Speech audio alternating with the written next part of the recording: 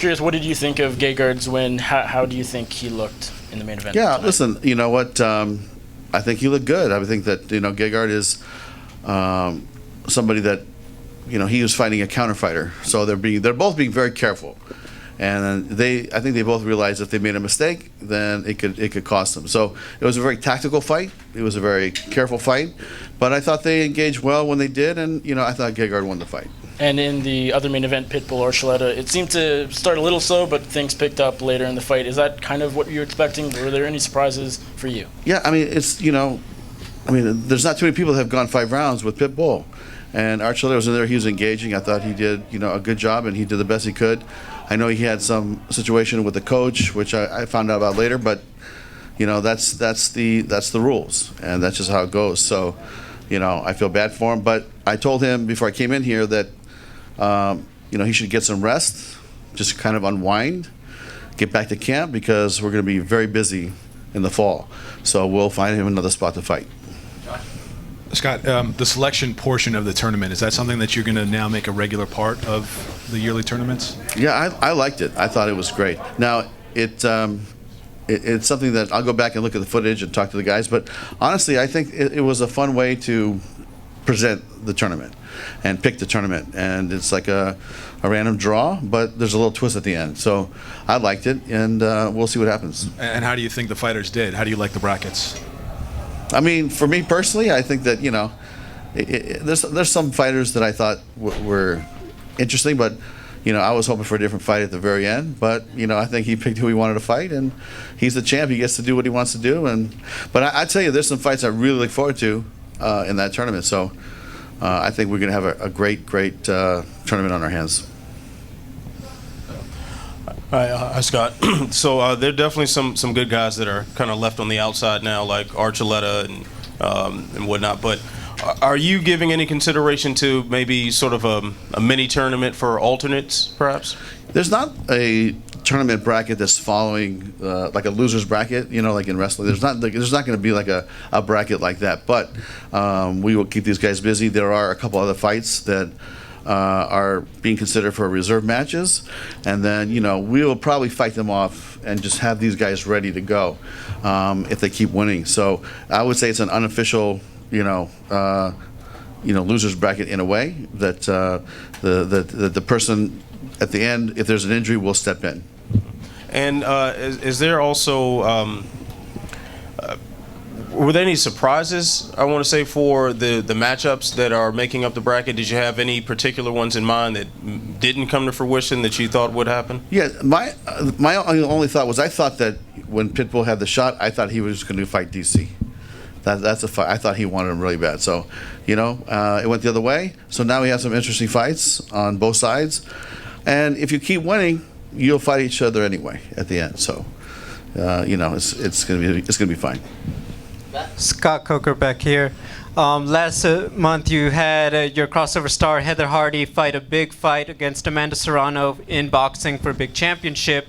Amanda's tweeting out she would love to make that fight happen in MMA, and she wondered, you know, is Bellator open to cross-promoting with Combate and making a deal? What are your thoughts on that? Yeah, I didn't watch the fight. I'm not, you know, I guess I should go back and look at it. And you know, we're open to any suggestions, you know. And what I mean by that is, like, look, we're working with Ryzen right now, and Mike Aframowitz and I have a good relationship. And so I told him the other day, look, the door is always open. Timing's going to be an issue because we're so busy. We have to keep our fighters busy.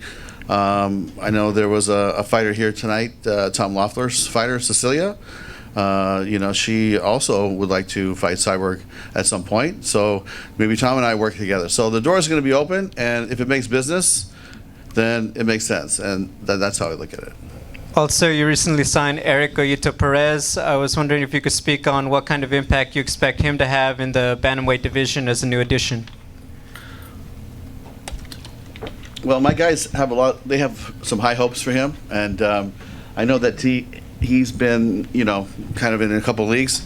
So let's see if we can find him a home here and let him develop and you know, fight the top guys. But you know, I'm not sure when he's going to fight. First, that's something you could probably talk to Ryan and find out from Rich when he's going to fight. Scott, over here. Gegard, great performance in the main event. He suggested during fight week that he was looking at potentially dropping to welterweight if Douglas Lima beats Rory McDonald. Is that something you would be interested in?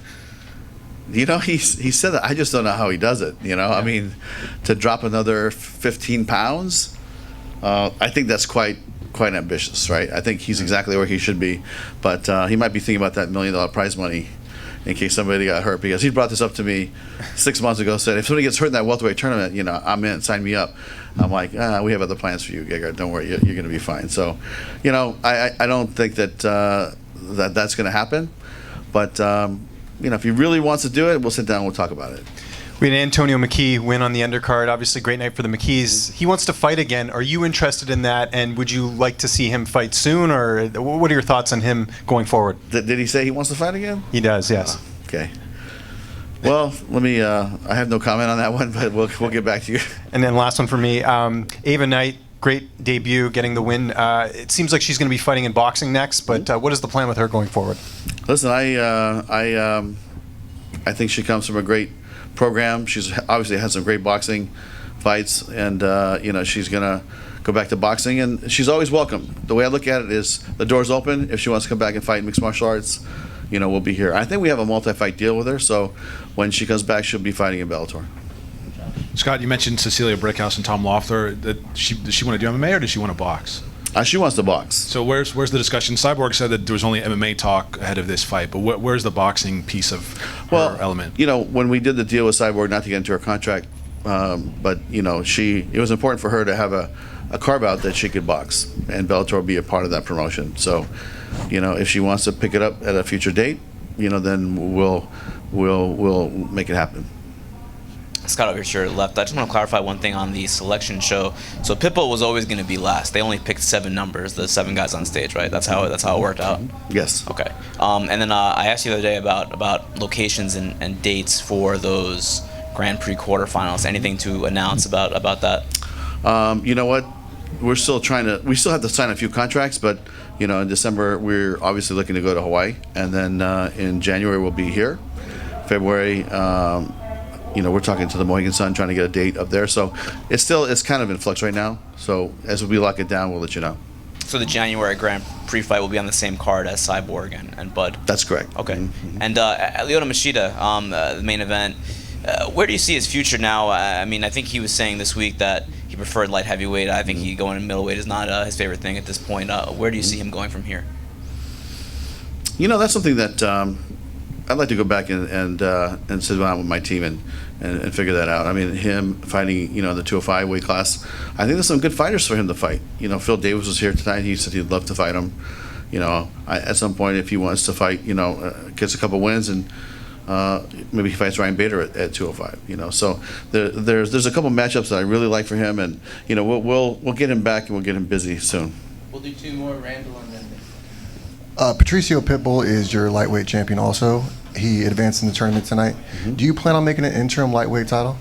You know, we were going to wait till this fight was over, and he did take a lot of damage, and I think he was really smart to take that March slot, so he has more time to rest. So the thought was, if he had a quick finish, then and he took the March slot, maybe he could fight in between and defend his lightweight belt. So now we're back at the drawing board because, you know, he took some damage. So I don't know how much damage he took or when he could fight again, but we're gonna have to, you know, wait for the medical reports and see. But I'd like him to, you know, defend both. And I always said that, look, fighters can defend both, you know, as long as they don't get hurt.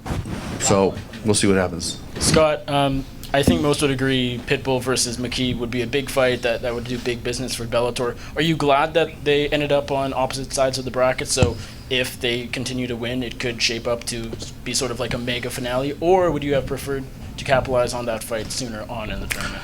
I mean, look, there's no you know, guarantee in these tournaments because you never know what's going to happen. But listen, if McKee, who's undefeated, fights Pitbull at the very end, I think that'd be a very entertaining fight. I think that's a fight that we could build a lot of heat on and make a lot of sense. But in these things, you never know. Thank you.